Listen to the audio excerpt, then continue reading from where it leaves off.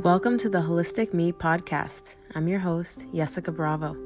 As a licensed acupuncturist and holistic health and wellness professional, I spend my day providing service and care to others.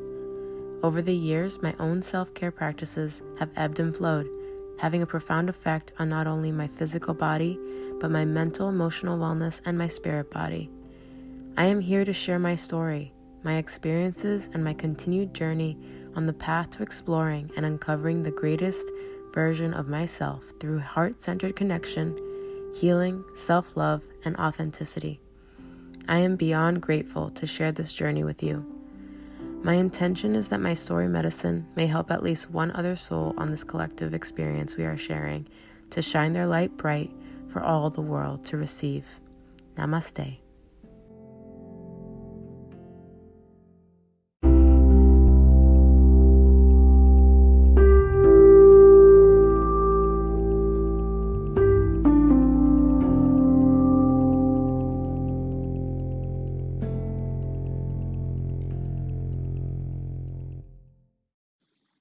Hello, welcome to the Holistic Me podcast. I'm your host, Jessica Bravo, and I'm grateful to have you here tonight or whatever time of day it might be that you're listening to this. Welcome to episode 10 of the Holistic Me podcast. So we are now in February. It is February 7th, so we are a week away from the holiday, the love holiday, right? Valentine's Day, which many people love to celebrate and many people dislike celebrating. I feel like there's a lot of opposition around this holiday, so it's always interesting. And anyways, my intention for today's podcast is to share about self-love. Okay, let's let go of the idea of love having to be, for today's episode or for this conversation, let's let go of the idea of needing a third party to, or I guess second party, right? Another person to bring us to a state of love or to allow us or help us to feel love or be loved, right? And instead, let's discuss meeting that need for ourselves, right? And so this is something that I actually tend to have some struggle with. So I'm an acupuncturist, which if you've been following along, you know that by now. So I'm a holistic health practitioner. I'm an energy worker. Um, I'm an empath, and so I care deeply about others, and I feel like I am always in a state of giving. But I find it very difficult sometimes to receive love from others, but also from myself. And so, just as an example,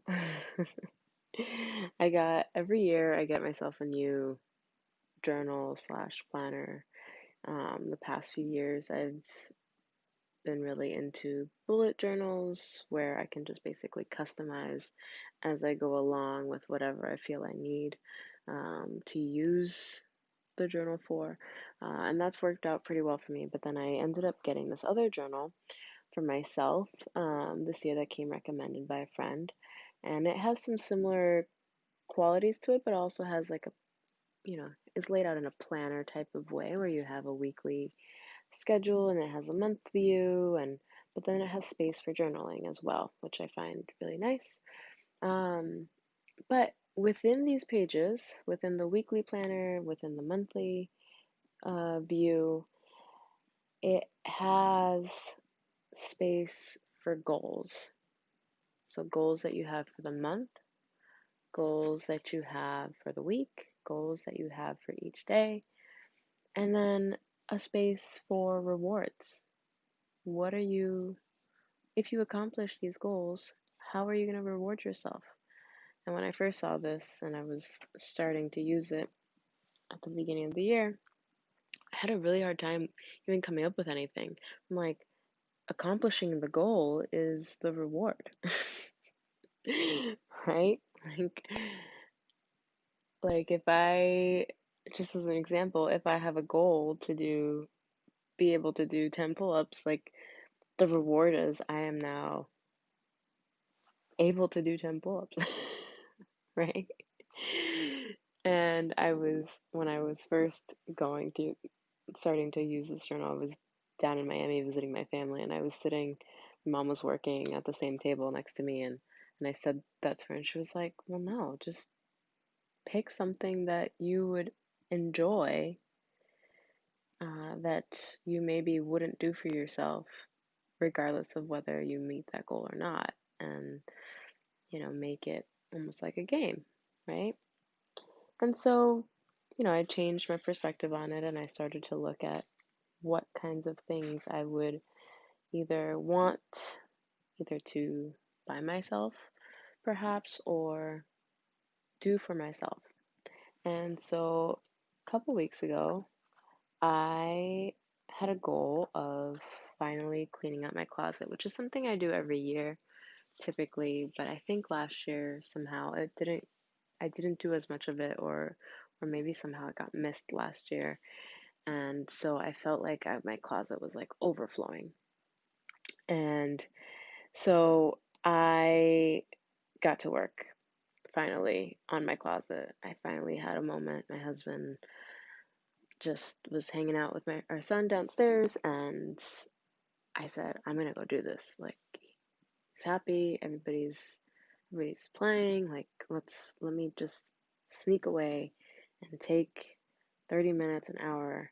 It really didn't even take me that long because I already knew what I was gonna pull out. It was a matter of just getting down to business. So I set that goal for that week, and I finally had a window of opportunity to do it. And my reward for myself was to take a bath. And let me just say, I have not taken a bath. We have a bathtub in our master bathroom. I have not taken a bath in said tub since I was preparing for labor with our son. And our son is now almost 3.5. So it's been 3.5 years since I took a bath.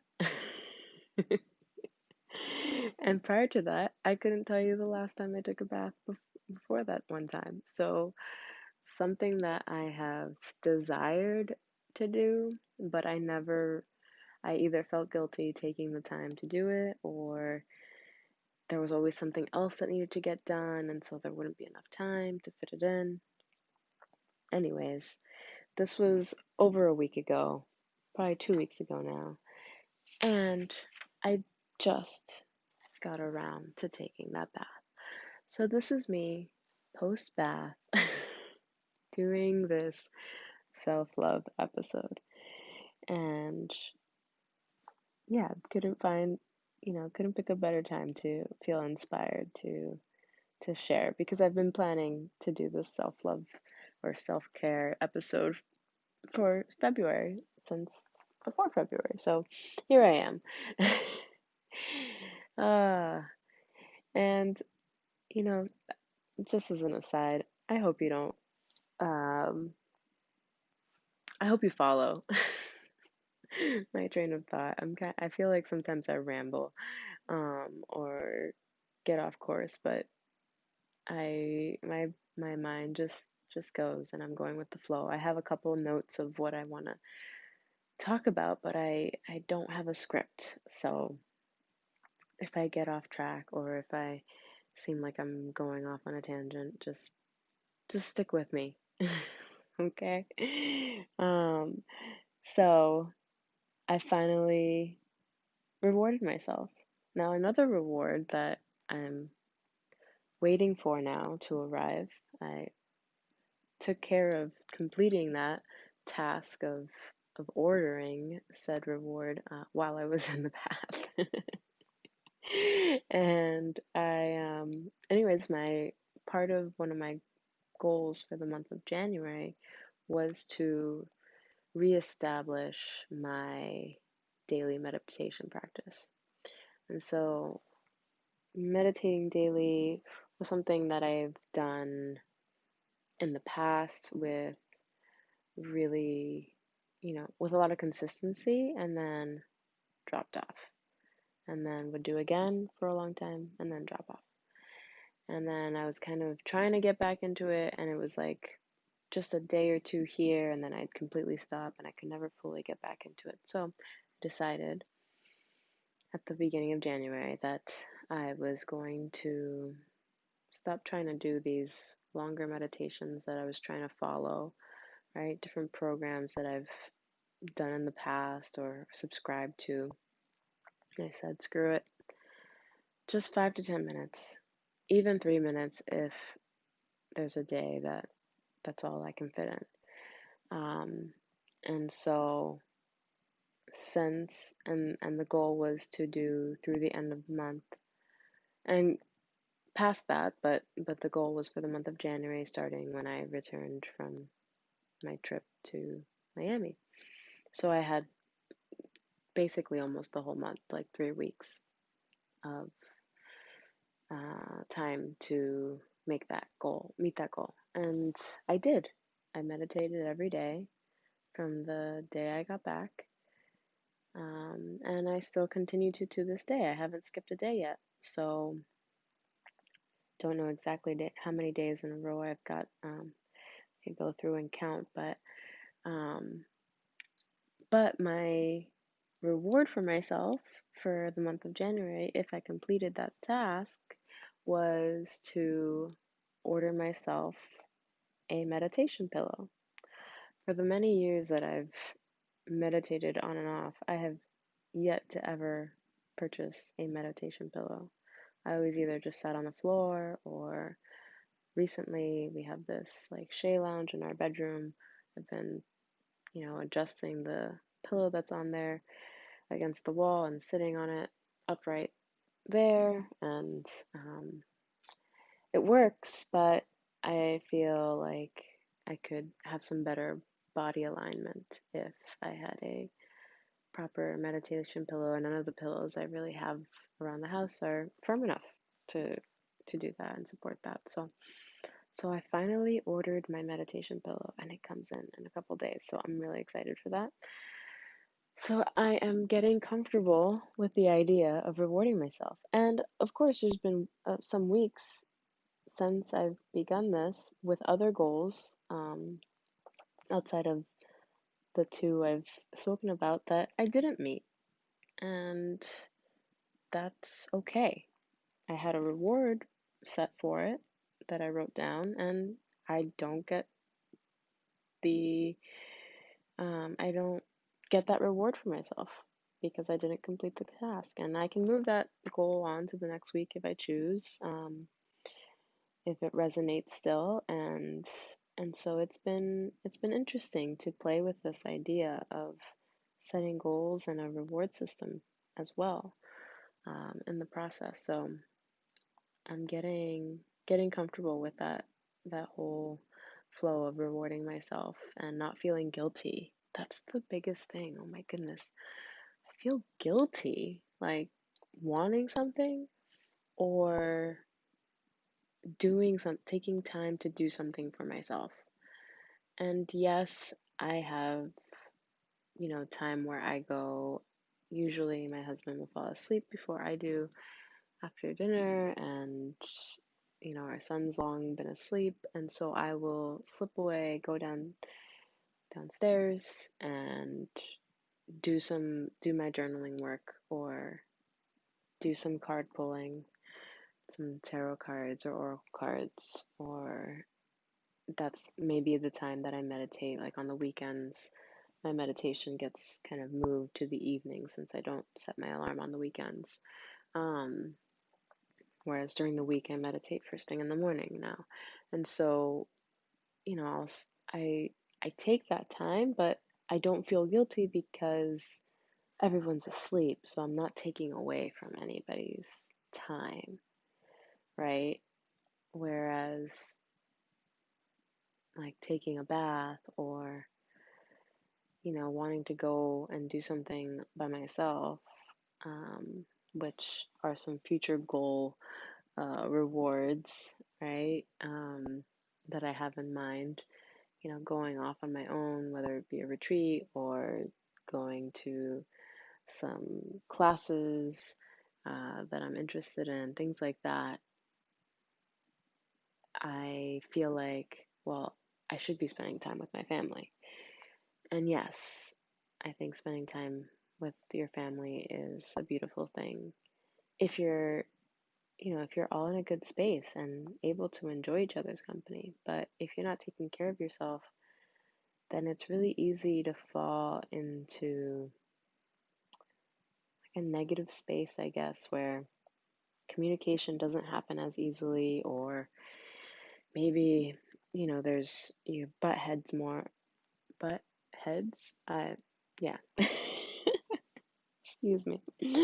Butt heads more with your partner, and it's it can be a struggle, and so I think it's really important. And this goes for both the women and the gentlemen, and all all the partners out there, all the individuals.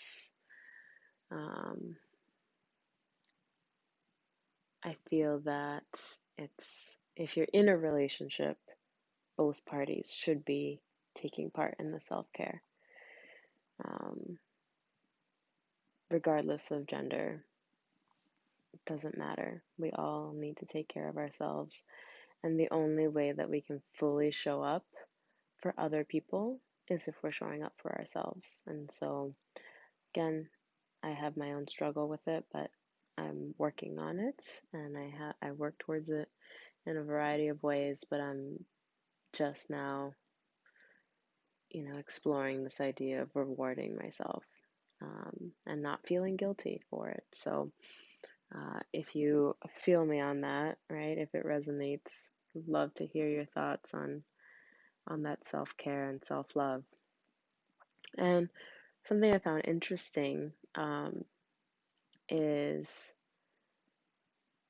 so I've been pulling cards more. My last episode was about connecting with guides and ancestors, and really finding that space to do that through pulling cards for myself and also pulling cards for others, which I have really had a lot of joy um, in doing that. And it feels really good to share this practice, um, and this insight that is being received with other people. Before, I used to keep it to myself, which I talked about in my last episode.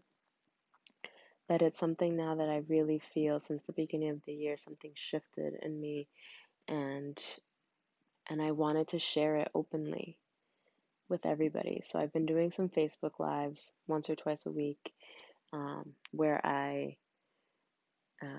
sit in my PJs down on the couch, or a lower level, everyone's asleep, and I get on for 20, 30 minutes, and I pull cards for whoever is open to receiving a message. So I just do one card per person and give my interpretation, and then after I'm done, I send off pictures of the description from the booklet of whatever deck I'm using.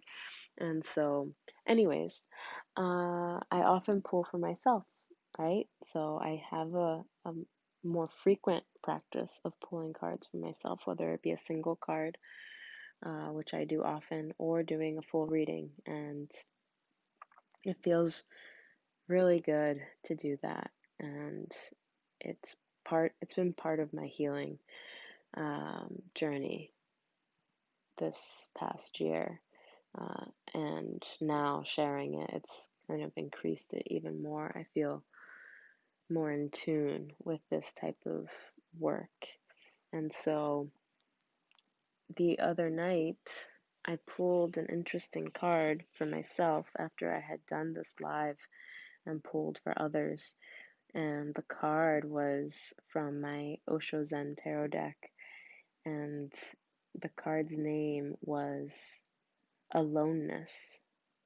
And I'd love to read you the description here because I feel it really fits well with the message I'm trying to convey in today's episode.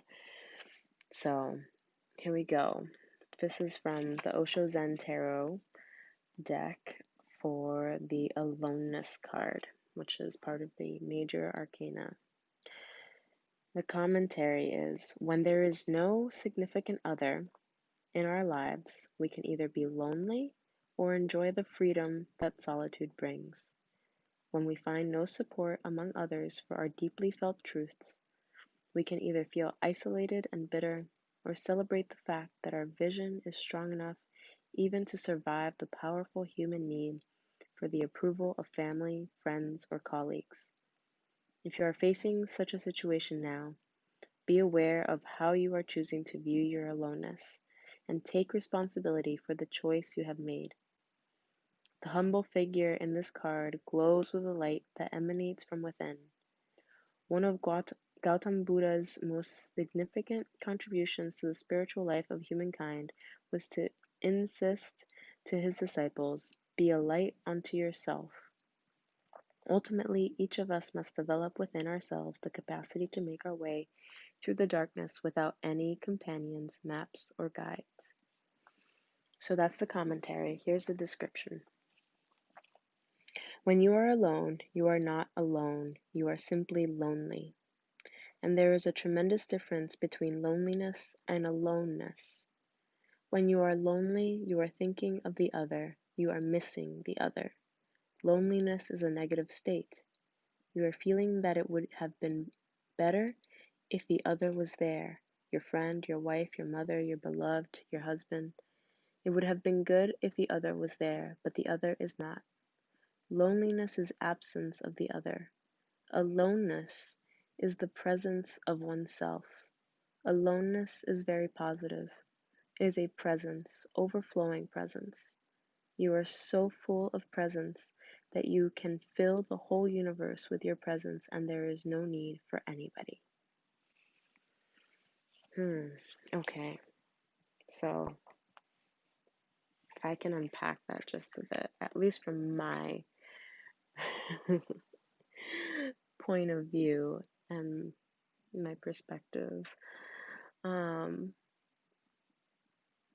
Yeah, it's interesting, the dynamic of being alone and being with yourself and appreciating that. I find that, almost like I mentioned at the beginning of this episode, right? Like letting go of the idea of needing somebody else to make you feel loved or to help you feel that loving energy, right? And so we are all our own light. We are all a beacon. We are all stars, right? We all shine. There's a light within every single one of us. And just because there may not be somebody else there does not mean that you are alone, because you are also all. You are all things. You are everything. And we are all connected, right? So whether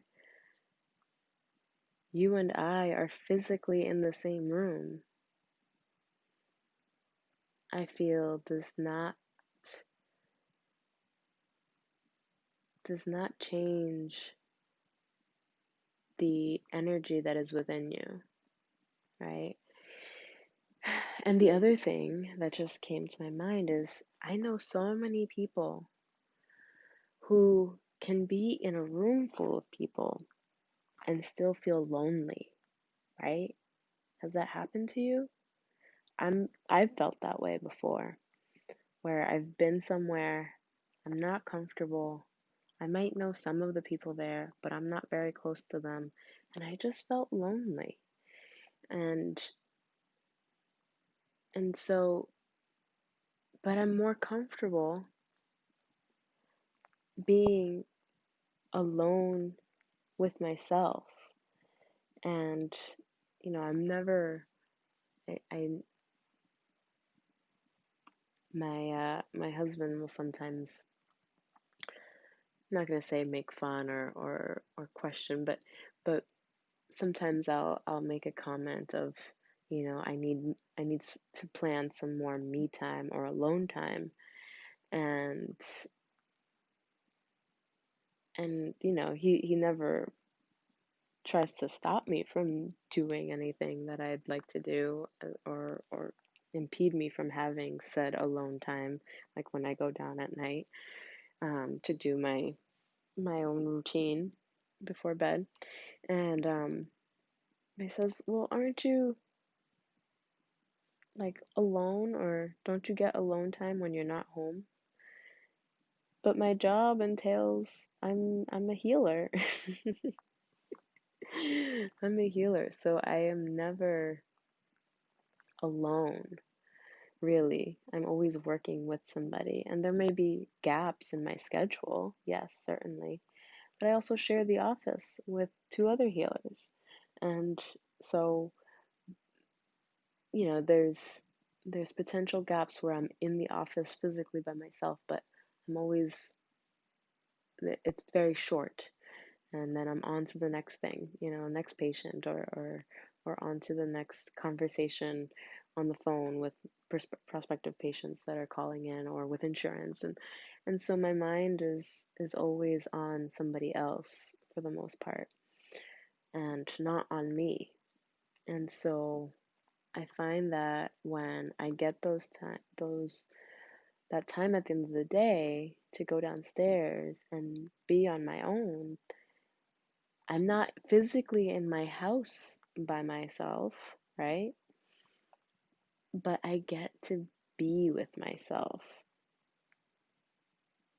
and experience that aloneness, of that peace and quiet in my mind, and looking inward. So I may be, again, possibly a little bit off track, and not completely on target with what this description is necessarily pointing to, but I do believe that there is this great difference between loneliness and aloneness. And again, you could be in a room full of people and feel lonely, and that's just as that's the same feeling as if you're, you are on your own, and you're missing, or feeling like somebody else should be there with you, and you're missing, you like, you feel like you require somebody else in order to complete your experience, right? So anyways, on that note, let me take a peek at um, my notes here, make sure I'm covering everything I wanted to cover. Um, One other thing, in that time where you are being with yourself, experiencing that aloneness, it's a really good opportunity to tap in and ask yourself, what do I need? What do I really, truly, and deeply need to do for myself, to experience for myself, to give myself? What is that, right? And we often don't ask ourselves. We're always asking, what can I do for you, right? How can I help you? How can I, make things easier for you, whether it be for your partner, a family member, a friend, your coworkers, your boss, whatever, whoever it might be, right? We're always trying to do for others in some way. But we have an opportunity, or we should give ourselves the opportunity to find out what we can do for ourselves, right? One of the things I share with my patients is that there's the 8 pillars of Chinese medicine from a classical Chinese medicine standpoint. And there is this order to the 8 pillars, and how they're presented. And part of it has to do with how its age in the medicine, right? So the oldest or longest, the one that's been around the longest is at the top, right? From the medicinal practices, and then the youngest being at the bottom. But also because there is an order to how one should be care for themselves and be cared for, right? So the first pillar is meditation. The second is movement, moving meditation, um, or moving exercises. So within the ancient classical Chinese perspective, that would have been things like Tai Chi, Qigong, right? Then it goes into nutrition and cosmetology, your environment, herbal medicine. And then the last one is acupuncture. And I may have missed something in there in between. I wasn't counting. But the last one is acupuncture. And acupuncture is, somewhere between 6 and 8,000 years old. And so it's considered the youngest of these practices, right? The newest of them. But also, what's really significant, and I'm finally getting to the point here. Thanks for sticking with me. The real significance to this, and what I tell my patients, is what you can do for yourself is so much more powerful than what I can do for you, right? So if you can take action in caring for you, taking that time to meditate, to move your body, to eat well, to be in an environment that is supportive of you being well, right? Things like that. Um, if you can do that, then you're more than halfway there. And I'm only supporting you in that process as the acupuncturist, as the third party providing care, right? So so what you can do for yourself is so much more powerful than what I can do for you. So ask yourself today, take a moment, wherever you might be, step away from the craziness and sit with yourself and just ask, what do I need? What can I do for myself? And listen. Then just simply listen and feel. Sometimes it's visceral. Sometimes it'll come right to your mind, right? But sometimes you'll just feel inside what you need. And just listen to your body, listen to yourself, that inner knowing of what you have to do so that you can take care of you, and then therefore be a light, or shine your light a little bit brighter, because it's already there, it's already shining, and be present and able to share that love with others. All right, my friends, that's all I have for you this evening. Thank you so much for joining me. I invite you to take some time and practice some self-love this month, okay? And carry that with you through the rest of 2020, this magical new year that we're in, and new decade. And then share some of these self-love practices with each other. so you can inspire others, your friends, your family. Share this episode, if you feel like somebody in your life needs a little bit of inspiration. Um, and I truly appreciate you for being here with me and sticking through to the end. I love you all so, so much. Have a wonderful and blessed February. If you've enjoyed today's episode, don't forget to like or subscribe the Wholistic Me podcast on whatever platform you might be listening on. Available on Spotify, Anchor, Google Podcasts, and many more. While you're there, don't forget to leave a review. That will help us reach more listeners just like you. Thank you so much for listening. Namaste.